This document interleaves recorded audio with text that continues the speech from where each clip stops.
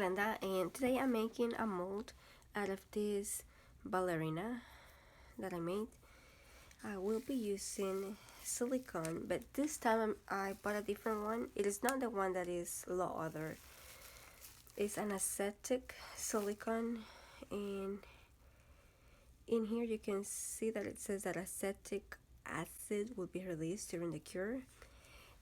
This one is the kind that smells like vinegar, and I've learned that it's the only one that works with the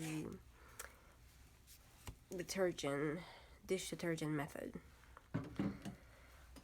So I have here just a plastic container.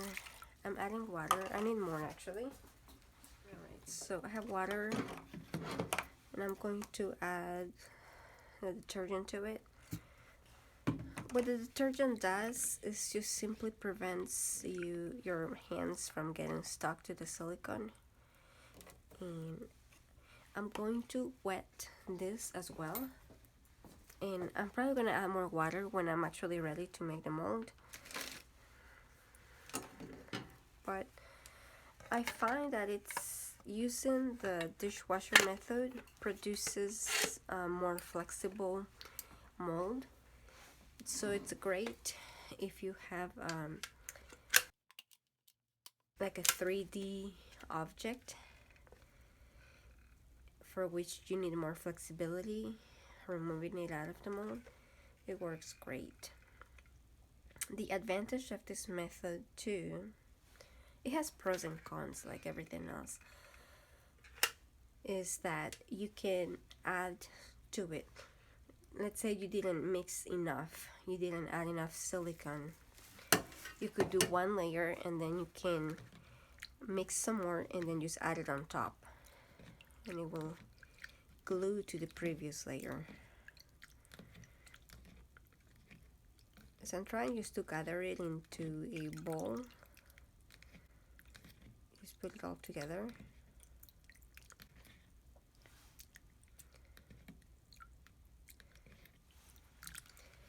And before touching it, you want to get your hands wet with the water and soap.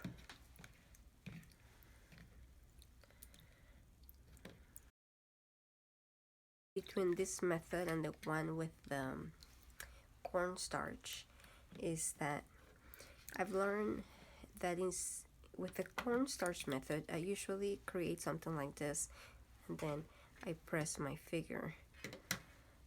With this one, I have had better results doing it the opposite way. Like I set my object and then I put the silicone on top, which it's become a solid piece. So I think I should be ready to be doing it. I'm going to pour some more water on the ballerina. So I'm just gonna have it here. And I'm going to just start adding this on top.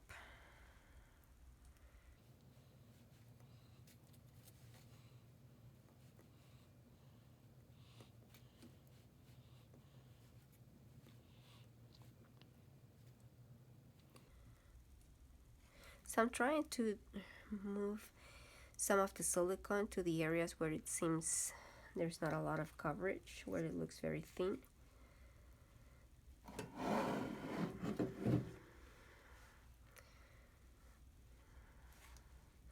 And now I'm just going to add more silicone to make it thicker.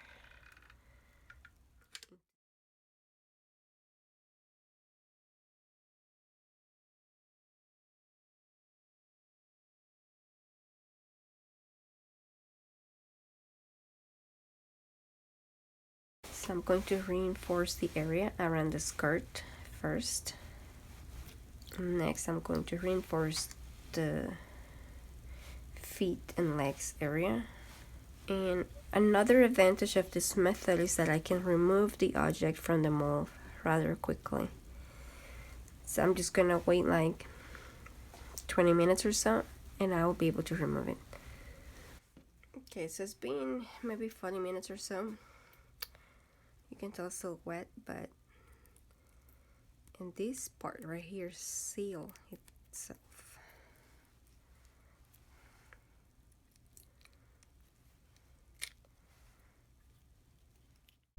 So I ended up cutting it with a knife, although it would have been easier to use scissors. And then I waited a few days to actually use it because right away it still smelled a lot like vinegar, which I think it meant that it was still curing.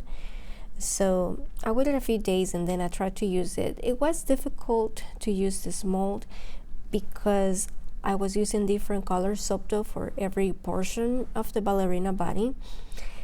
Like I'm using, for example, a very light pink here to simulate the tights, which actually I learned while watching all the videos about ballerinas that in modern times most of the ballerinas don't wear tights anymore.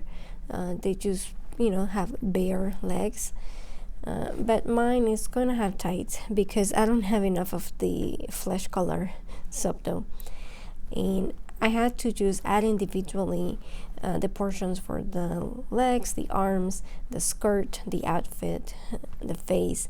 So at the beginning it was very time consuming. And for example, I just had to get used to moving some parts to later make room, in this case, for the top of the ballerina dress. And here, just to make room, a little bit of room for the hair. And in here I'm sort of guessing how much to put, but I'm trying to put very little because I don't want the black soap dough, for example, to cover part of the face. Then I tried to remove the excess soap dough so that I could see the silhouette of her before attempting to remove it from the mold. Here, for example, I'm trying to tuck in all the black. I'm okay with having extra soap dough on the back because that's actually what helps it go into the soap without having the ballerina sink too much into it. So I'm okay with having soap dough on the back. I just want to remove the excess from the edges and from the sides. And here I had to smooth out the torso, or I guess the neck area, because the soap dough there wasn't really smooth. And then I started to add extra hair, since I told you before I was guessing where it was, but I rather erred in the side of putting too little because I can later add more than having to remove, because that's a messy process. I also fixed the outfit, added some spaghetti straps, and then just added a little bit more of hair. The final details will come with painting, like I will paint the shoes and then I will paint the eyes, the lips, to give it a more finished look. Well, I hope you liked it. We've come to the end of the video. If you have any questions, you can make them below, or if you have any comments, you can make them below too. See you next time. Bye.